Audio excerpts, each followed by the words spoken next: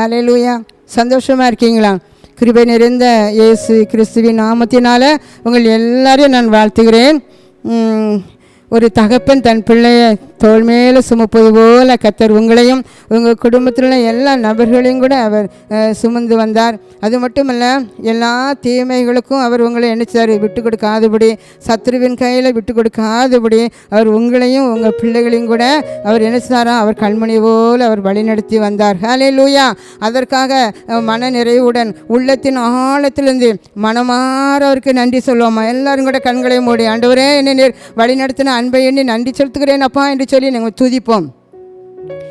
சிலுவை அண்டையில் நம்பி வந்து நிற்கையில் பாவ பாரம் நீங்கி வாழ்வடைந்தேன்.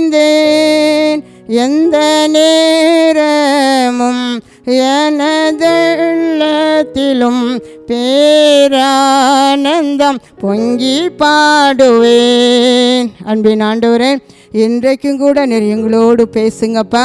நம்முடைய வார்த்தையின் வல்லமைகளை உடைய பிள்ளைகளை உணரட்டும்.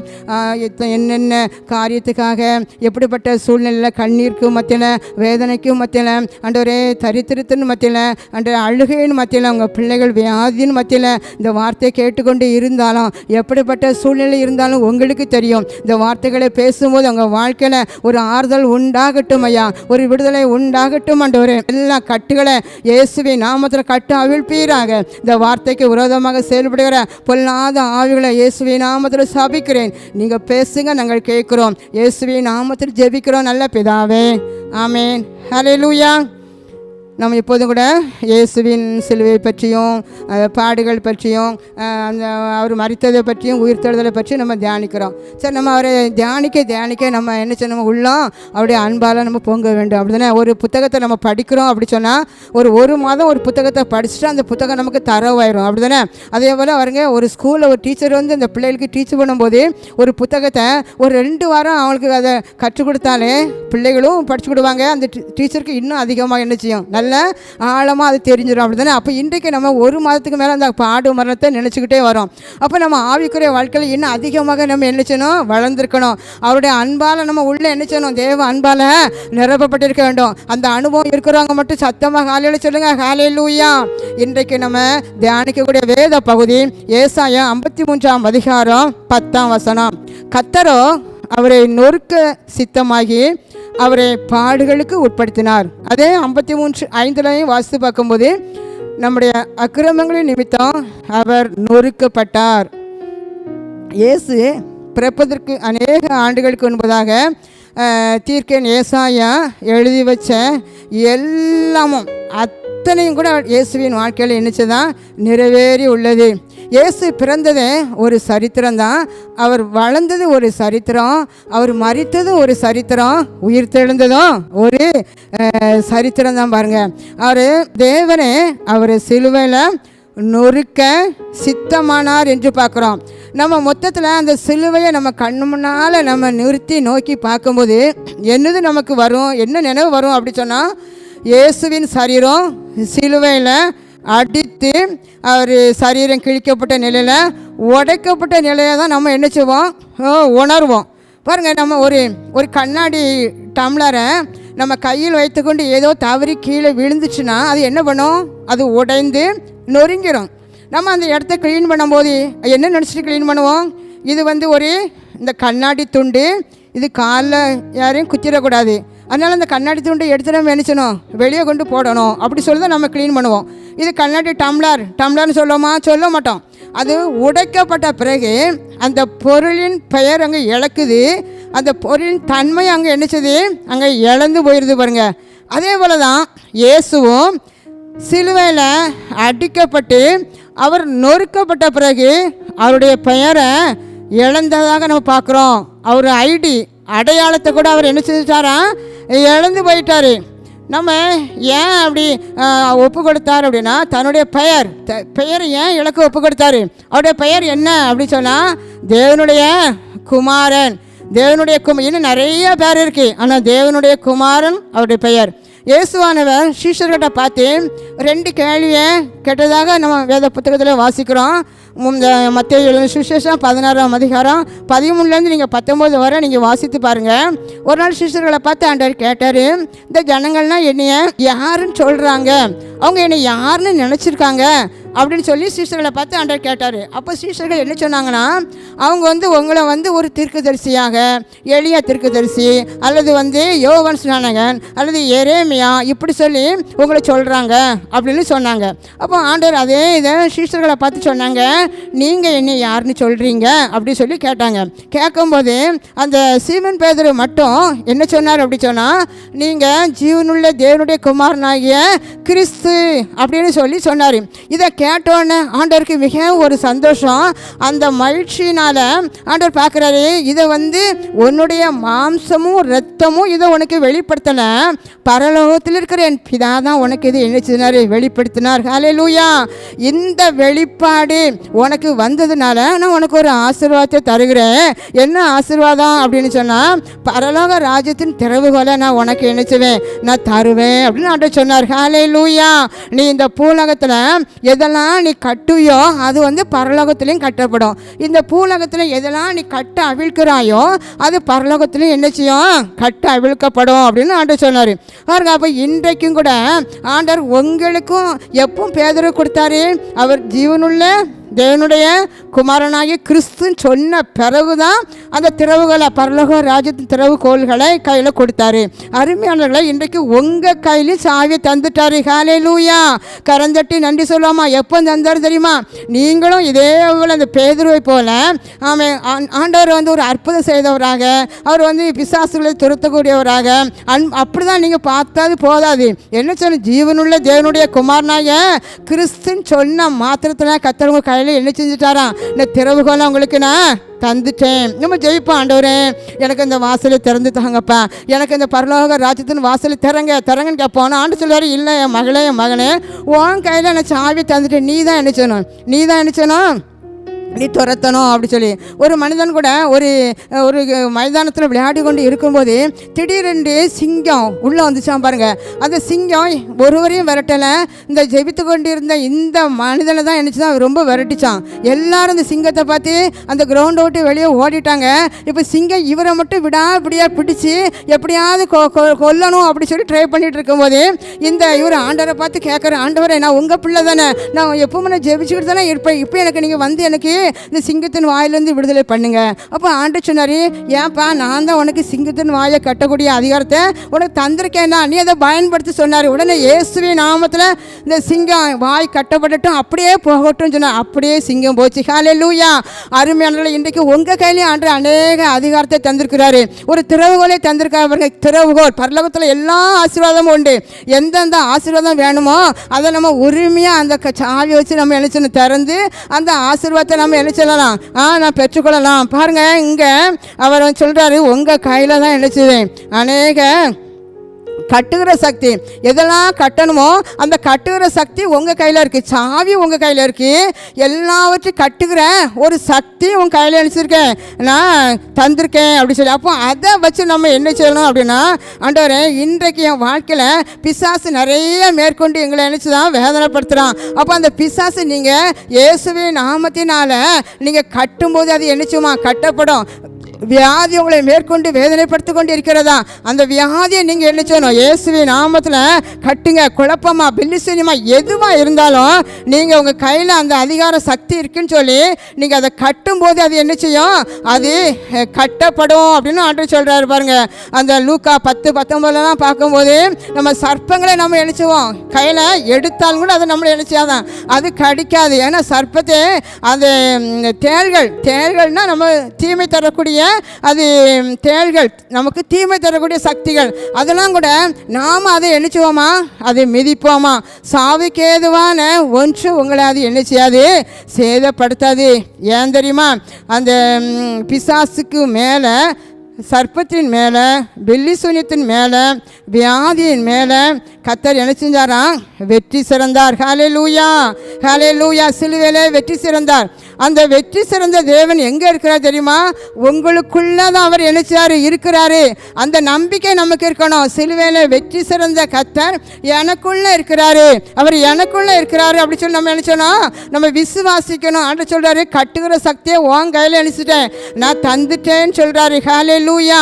இயேசுவை மரித்தோரிலிருந்து உயிரோடு எழும்ப பண்ணின அந்த பரிசுத்த ஆவிதான் இன்றைக்கு உங்களுக்குள்ளே இருக்கு. அதே ஆவி உங்களுக்குள்ளே இருக்கும்போது சாவுக்கு ஏதுவான சரீரங்களை அது உயிர்ப்பிக்க வல்லமை உள்ளது. இயேசுவின் இறந்து போன சரீரத்தை அந்த பரிசுத்த ஆவியாளர் எப்படி எழுப்பினாரோ அதே போல உங்கள் சரீரங்கள் சாவுக்கு ஏதுவாக இருக்கலாம், அல்லது உங்கள் குடும்ப வாழ்க்கை சாவுக்கு ஏதுவான நிலைமையில இருக்கலாம், உங்கள் தொழில் சாவுக்கு ஏதுவான நிலைமையில இருக்கலாம், உங்கள் வாழ்க்கை சாவுக்கு ஏதுவான நிலைமையில இருக்கலாம், உங்கள் பிள்ளைகளுடைய வாழ்க்கையும் அப்படியே இருக்கலாம். இன்னும் எந்தெந்த பகுதி சாவுக்கு ஏதுவான நிலைமையில இருக்கிறதோ, எந்த பரிசுத்த ஆவி ஆமே நம்ம இயேசு கிறிஸ்து உயிரோடு எழுப்பினதோ அதே ஆவியாளர் இன்றைக்கு உங்களை எழுப்புவேன் என்று வாக்கு கொடுக்கிறார். கரந்தட்டி நன்றி சொல்லுமா? ஹல்லேலூயா. ஆமென். அந்த பரிசுத்த ஆவியால் நமக்குள்ளே இருக்கும்போது இயேசு செஞ்சதெல்லாம் நிச்சயம் நம்ம செய்வோம். ஹல்லேலூயா. ஆண்டவர் இந்த பூமியில் பிறந்து 30 வயது வரைக்கும் எதுவுமே செய்யலை, எந்த அற்புத அடையாளம் செய்யலை. என்றைக்கு பிராவணர் மேலே பரிசுத்த ஆவியாளர் இறங்கினாரோ அன்றில் இருந்ததான ஊழியம் வல்லமையாக அங்கே எழுச்சது, பிரகாசித்தது என்று பார்க்குறோம். ஹல்லேலூயா. ஹல்லேலூயா. ஆண்டவர் சிலுவையில் தொங்கும்போது எல்லாரும் சொன்னாங்க, நீ தேவனுடைய குமாரன் தானே, அப்போ நீ கீழே இறங்கி வா. ஆனால் ஆண்டவரால் இறங்கி வர முடியும், அவர் இறங்கி வரல.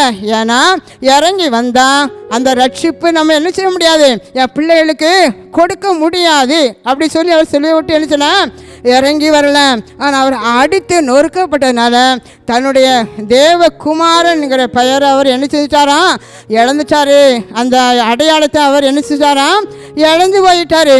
ஏன்? இந்த உலகத்தில் தன்னுடைய பெயரை இழந்து போய் பெயர் கெட்டுப்போன நிலைமையில் தடுமாடி கொண்டிருக்கிற பிள்ளைகளுக்கு ஒரு பிரஸ்தவமான பெயரை கொடுத்து வாழ வைப்பதற்காக அவர் தன்னை நொறுக்குவதற்கு அவர் நினைச்சாரா, அவர் ஒப்பு கொடுத்தார். ஹல்லேலூயா. ஹல்லேலூயா. பாருங்கள், இங்கே ஒரு வேத பகுதியில் நம்ம பார்க்கும்போது யோவான் எழுதின சுவிசேஷம் 4ஆம் அதிகாரத்தை எல்லாருக்குமே தெரிந்த ஒரு சம்பவம் தான். சமாரியான்கிற ஒரு பெண்ணு, அந்த பெண்ணுக்கு பேர் இருந்திருக்கும், பேர் வைக்காமலாம் இருந்திருப்பாங்க. ஆனால் பாவம் செய்ததுனால அந்த பெண்ணை தான் என்ன சொன்னாங்க, சமாரியா பெண். அது சமாரியா நாட்டில் இருந்ததுனால அவங்களுக்கு சமாரியா பெண் அப்படி சொல்லி பேரே இருந்துச்சு. பாருங்கள், பாவம் செய்தவங்களை அப்போல்லாம் நினச்சிவாங்க, வெளியில் பார்த்தாங்கன்னா கல்லெறிஞ்சு கொண்டுருவாங்க. அதனால தான் இந்த பெண் வந்து மத்தியானம் 1 மணிக்கு இருக்கும், நல்ல வெயிலில் யாரும் வெளியே வர முடியாத நேரத்தில் கிணத்துக்கு தண்ணீர் அடிக்க இந்த பெண் வந்ததாக நம்ம பார்க்குறோம். அந்த காலத்துலலாம் பாருங்கள், தண்ணீர் எடுக்கணும் அப்படி சொன்னால் ஒரு ஊருக்கு 2 கிணறு அப்படி 1 கிணறு இருக்கும். எல்லா பெண்களும் என்னச்சுவாங்க, அந்த வெயில் இல்லாத நேரத்தில் குடத்தை கொண்டு போய் என்னச்சுவாங்க தண்ணி எடுப்பது உண்டு. அதே போல் இந்த பெண்ணும் தண்ணி வேணும்னு சொல்லி மத்தியானம் தண்ணி எடுக்க வரும்போது இயேசுவானவர் அதுக்கு முன்னாடியே அந்த கிணற்று பக்கத்தில் உட்கார்ந்துருந்து அந்த பெண்ணை பார்த்து என்ன சொன்னாங்க, எனக்கு தாகத்துக்கு நீ தண்ணி தான் அப்படி சொல்லி கேட்டாங்க. கேட்கும்போது இந்த பெண்ணு என்ன சொன்னான்னா, அதான் நீங்கள் வந்து ஒரு யூதராக இருக்கும்போது நாங்கள் ஒரு சமாரிய பெண், நீங்கள் வந்து உயர்ந்த ஜாதி, நாங்கள் தாழ்ந்த ஜாதி, அப்போ என்கிட்ட நீங்கள் எப்படி தண்ணி கேட்கலாம் அப்படி சொல்லி அந்த பெண் ஆண்டவரை பார்த்து சொன்னதாக பார்க்குறோம். அப்போ ஆண்டவர் என்ன சொன்னார் அப்படி சொன்னால், நீ இப்போ தண்ணி தந்தா இந்த கிணற்று தண்ணியை தான் எனக்கு தருவா, ஆனால் உங்கள்கிட்ட பேசுகிறவர் யாருன்னு உனக்கு தெரிஞ்சால் நீனே என்கிட்ட நினச்சிவா, நீ தண்ணி கேட்பா. அப்போ அந்த பெண் சொல்கிறான், அங்கே உங்ககிட்ட ஒரு பாத்திரமும் இல்லை, ஒன்றும் இல்லை, இந்த கிணறு வந்து ஆழமான கண்ணீர், எப்படி நீங்கள் தண்ணி எடுப்பீங்க அப்படி சொல்லி ஆண்டவர்கிட்ட அந்த பெண் கேட்குறது நம்ம அந்த வேத பகுதியில் நம்ம பார்க்குறோம். பாருங்கள், ஆண்டவர் சொல்கிறாரு, நான் கொடுக்குற தண்ணீர் வந்து அது வந்து ஒரு காலம் தாகம் உண்டாகாத ஒரு தண்ணி. அந்த தண்ணீரை நான் கொடுக்குற தண்ணீரை குடிக்கிறவனுக்கு தாகமும் இருக்காது. அது மட்டும் இல்லை, அந்த உள்ளத்துலேருந்து நித்திய ஜீவனை அது ஊற்றா என்னச்சுவேன், அது ஊறிக்கொண்டே இருக்கும். ஹல்லேலூயா. ஹல்லேலூயா. பாருங்கள், ஜீவ தண்ணீர். நம்ம ஆவியானவர் வந்து தண்ணீருக்கு, அக்கினிக்கு, காற்றுக்கெல்லாம் ஒப்பிட்டு அங்கே சொல்லப்பட்டிருக்கிறது. இங்கே தண்ணீர் ஜீவ நதி என்று சொல்லி இந்த பரிசுத்த ஆவியானவர் தான் அவர் நினைச்சாரு, அவர் சொல்கிறாரு. அதான் இந்த பக்தன் கூட பாடும்போது, ஜீவ தண்ணீரே ஆவியானவரே வற்றாத நதியாக வாரும் போதகரே, வறுமையா போதகரே, வறுமையா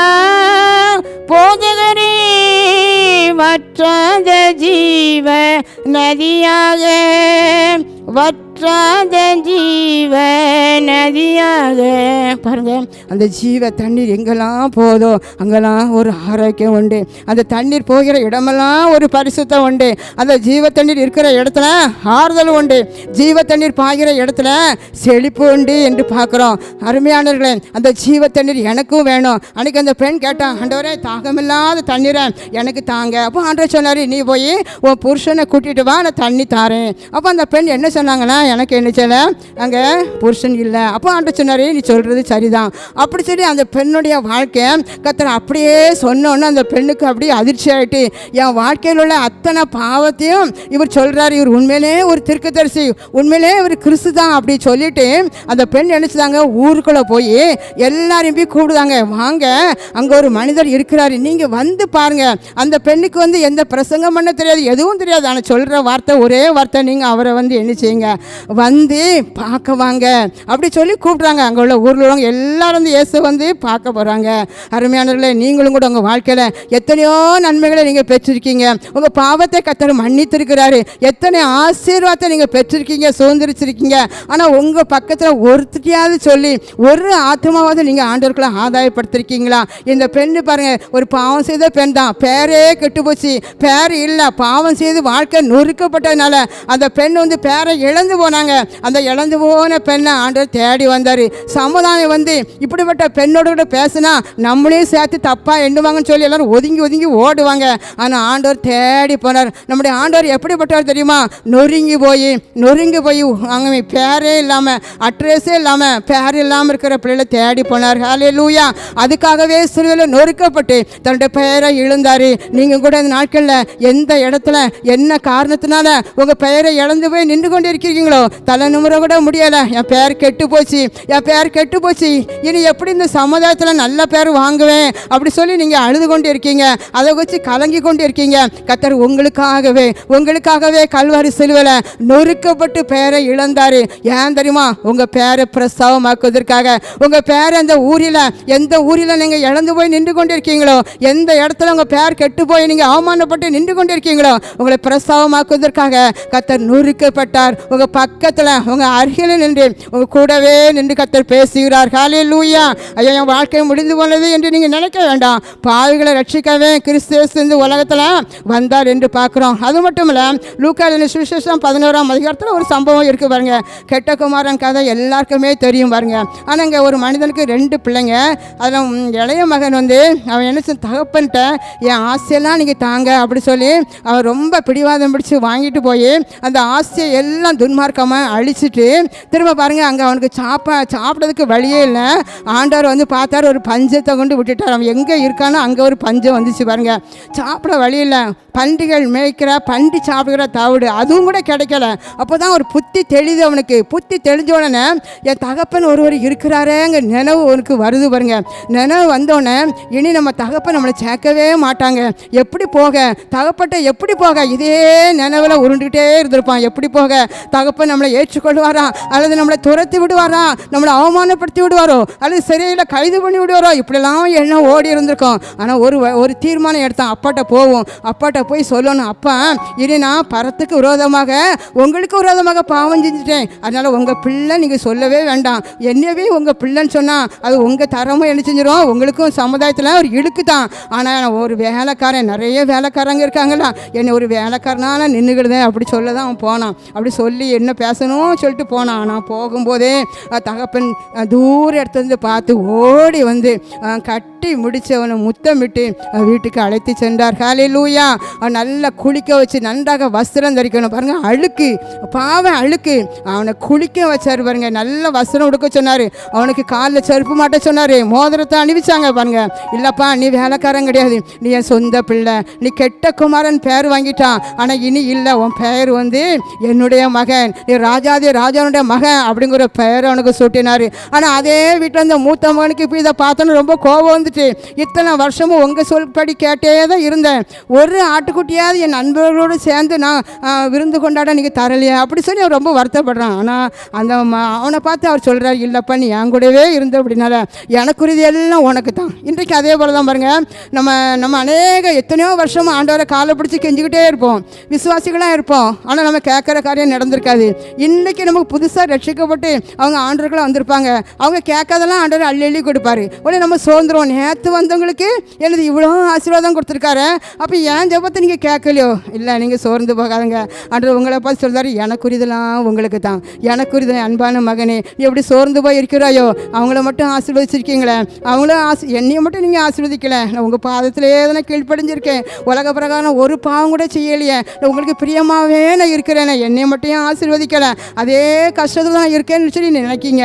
ஆண்டவர் சொல்லி எனக்குரியதெல்லாம் உனக்கு தான். ஹல்லேலூயா, ஹல்லேலூயா. கர்த்தர் உங்களோடு கூட பேசுகிறார். ஹல்லேலூயா. அவர் எந்த பாவியும் கூட புறம்பே தள்ளாதவர். பாருங்க, பாவி அதிகமாக நேசிக்கிறாரு. அவர் ஏழைக்கு ஒரு பங்காளன், அவர் ஏழையின் தேவன். பாருங்க, ஏழையாக இருக்கிற பிள்ளைகளை இரக்கத்தோடு பார்த்து அவர் விசாரிக்கிற ஒரு தேவன். அப்போ பாவி எந்த பாவியும் கூட அவர் புறம்பே தள்ளாதவர். நான் உனக்காக நீ பெயரை நீ இழந்து போய் நின்று கொண்டு இருக்கிறாயோ, உனக்கு நான் என் மகங்கிற பெயரை உனக்கு சூட்டுகிறேன். இது தேவனுடைய பிள்ளை, இது தேவனுடைய மகன்கிற பேட்டனும் பார்த்தேன், அந்த பெயரை நான் உனக்கு சூட்டுகிறேன் என்று வார்த்தார். இன்றைக்கு ஒரு பெயர் சூட்டுகிறார். ஹல்லேலூயா. கரந்தட்டி நன்றி சொல்லுவோமா? நீங்காத பாவம் நீங்காததேனோ, நீங்கிடும் நாள்தான் இதோ, பாவியை ஒருபோதும் தள்ளாத நேசர் வாவென்று அழைக்கிறார், பாவியை ஒருபோதும் தள்ளாத நேசர் வாவென்று அழைக்கிறார். எந்த பாவியாக இருந்தாலும் கூட நான் தள்ளவே மாட்டேன், அன்பான கரத்தினால் ஒரு அணவணைக்கிறேன் என்று கர்த்தர் சொல்கிறார். ஹல்லேலூயா, ஹல்லேலூயா. பாருங்க, அவன் முதலாவது அவர் நொறுக்கப்பட்டு பெயரை இழந்தார். ரெண்டாவதாக ஒரு காரியத்தை நம்ம பார்க்குறோம். ஏசாயா 53:3 வாசித்து பார்க்கும்போது, அவர் அசட்டை பண்ணப்பட்டவரும் மனுஷரால் புறக்கணிக்கப்பட்டவரும் துக்கம் நிறைந்தவரும் பாடு அணிவித்தவருமாய் இருந்தார். ஏன் அவர் அசட்டை பண்ணப்பட்டார்? எதற்காக தெரியுமா? அசட்டை பண்ணப்பட்ட மக்களை தன் அண்டையில் சேர்த்து கொள்வதற்காகவே அவர் நினைச்சாராம் அசட்டை பண்ணப்பட்டார். அவர் அசட்டை பண்ணப்பட்ட போது கல்லணை போல அவர் நினைச்சாங்க சிலுவையில் அவர் தொங்கினார். அவர் அசட்டை பண்ணப்பட்ட போது அவர் கண்ணத்தில் அவர் முகத்தில் காரி நினைச்சாங்க துப்புனாங்க. அவர் அசட்டை பண்ணப்பட்ட போது அவரை அரை நிர்வாணமாக வச்சு கச்சுடியில் கட்டி அவர் நினைச்சாங்க அடித்தாங்கன்னு பார்க்குறோம். ஏன் இந்த நிலைமை? ஏன் அவர் புறக்கணிக்கப்படணும்? ஏன் அசட்டை பண்ணப்படணும்? அப்படி சொன்னால் அவர் புறஜாதி மக்களை உங்களையும் கூட நீங்கள் அநேக இடத்துல அசட்டை பண்ணப்பட்டிருக்கலாம். உங்களை ஒரு பெரிய ஜாதியாக மாற்றுவதற்காக தான் அவர் நினைச்சாராம் சிலுவையில் ஒப்பு கொடுத்தேன் என்று சொல்கிறார். ஹல்லேலூயா. இன்றைக்கு அருமையானவர்களை ஏதோ ஒரு காரணத்துக்காக நீங்கள் உறவினரால் நீங்கள் புறக்கணிக்கப்பட்டு இருக்கலாம், உங்கள் கணவனால் நீங்கள் புறக்கணிக்கப்பட்டிருக்கலாம், உங்கள் சொந்த மனைவினால் நீங்கள் புறக்கணிக்கப்பட்டிருக்கலாம், உங்கள் தாய் தகப்பன் மூலமாக பிள்ளைகள் புறக்கணிக்கப்பட்டிருக்கலாம், பிள்ளைகள் மூலமாக பெற்றோர்கள் இன்னைக்கு புறக்கணிக்கப்பட்டிருக்கலாம். ஆனால் அந்த புறக்கணிக்கப்படுவது என்பது ஒரு கொடிய வேதனை. அந்த வேதனையை அறிகிறது ஆண்டவருக்கு தான் தெரியும். கூட இருக்கிறவங்க யாருமே, உங்கள் பெற்றோர்கள் கூட அந்த வேதனையை அறிய முடியாது, உன் மனைவி கணவன் கூட அதை அறிந்து கொள்ள முடியாது. உன் உள்ளத்தின் வேதனை, இந்த உள்ளத்தின் காயத்தை அறிந்து கொள்வது அவர் மட்டும்தான். நீங்கள் பாரத்தோடு வேதனையோடு இருக்கும்போது அவர் உங்கள் பக்கத்தில் நின்று கொண்டு இருக்கிறார். ஏன் தெரியுமா? அவருக்கு உங்கள் வேதனை தெரியும். அதனால தான் ஒரு தேவ மனிதனாக ஒரு பக்தன் இப்படியாக அவர் நினைச்சாராம் பாடுதார். ஏன் இந்த வேதனை யாருக்குமே தெரியாது, என் வேதனை யாருக்கு புரியும், என் வேதனை யார் அறிஞ்சிருவாங்க, என் தேவனுக்கு மட்டும்தான் தெரியும், அவர் தான் என்னை புரிந்து கொள்ளக்கூடிய தகப்பன் என்று சொல்லி இந்த பாடலை அவர் நினைச்சாராம் பாடுகிறாரு. என் வேதனைகளை அவர் பார்க்கிறார், என் கண்ணீரையும் அவர் காண்கிறார், என் வேதனைகளை அவர் பார்க்கிறார், என் கண்ணீரையும் அவர் காண்கிறார், ஏற்ற நேரத்தில் பதிலை தருகிறார், ஏற்ற நேரத்தில் பதிலை தருகிறார், பதிலை தருகிறார். பாருங்க, என் கண்ணீரையும் அவர் பார்க்குறாரு, என் வேதனையும் அவர் பார்க்குறாரு. அவர் தான் எனக்கு பார்க்குறவர் மட்டுமில்ல, காண்கிறவர் மட்டுமில்ல, என் வேதனையில் எனக்கு ஒரு பதிலை தரக்கூடிய ஒரு வல்லவர் அவர் தான், நல்லவர் அவர் தான், அவர் தான் அன்பு நிறைந்தவர் அப்படி சொல்லி இந்த தெய்வ மனிதன் அழகாக பாடுகிறார். பாருங்க, அப்போது இன்றைக்கி அதுக்கும் ஒரு உதாரணம் பார்ப்போம். லூக்காவின் சுவிசேஷம் 7ஆம் அதிகாரத்தில் ஒரு பெண்ணை குறித்து பார்க்குறோம். ஒரு பாவியான பெண்ணு. அங்கே ஒரு பரிசேயர் வீட்டில் ஆண்டவர் விருந்துக்கு அழைச்சிருந்தாங்க போஜனம் பண்ணுவதற்காக. அப்போ அந்த சமயத்தில் பாவியான பெண்ணு, இந்த பெண்ணுக்கும் கூட பேர் இருந்திருக்கும். ஆனால் வேத புத்தகத்தில் அவள் பாவம் அதிகமாக செய்ததுனால பேரே அங்கே மாறப்பட்டு பேரே இழந்து பாவியான பெண் அப்படி சொல்லி தான் கூப்பிடுறாங்க. வேதத்தில் அப்படி தான் இருக்குது. இந்த பெண்ணும் பாருங்க, அந்த இயேசுவன் இருந்த வீட்டுக்கு வந்திருக்காங்க அப்படி சொல்லி கேள்விப்பட்ட உடனே அந்த வீட்டில் நாங்கள் யாரும் இவங்களை கூப்பிடவும் இல்லை, ஒன்றும் கூப்பிடாத வாசலில் அந்த அம்மா உள்ள ஓடுறாங்க. ஏன்னா இவங்ககிட்ட யாரும் பேசவே மாட்டாங்க. அப்படி இருக்கும்போது துணிஞ்சு தைரியமாக இயேசுவன் இருந்த வீட்டுக்குள்ளே இருக்காங்கன்னு அந்த அம்மா ஓடுறாங்க. ஓடி ஆண்டோடைய பாதத்தில் போய் விழுதாங்க, அழுதாங்க, கண்ணீர் வடிக்காங்க. அந்த பாதத்தில் விழுந்த கண்ணீரை அவங்க தலைமயிரினால துடைக்காங்க. அவங்க ஒயாமல் முத்தம் செய்தாங்க, பரிமள தைலத்தை ஊசி துடைக்கிறாங்க. இதுதான் நடக்கு. அப்போ அந்த பரிசேனுக்கு இதை பார்த்தோன்னு ரொம்ப கோபம் வந்துச்சு.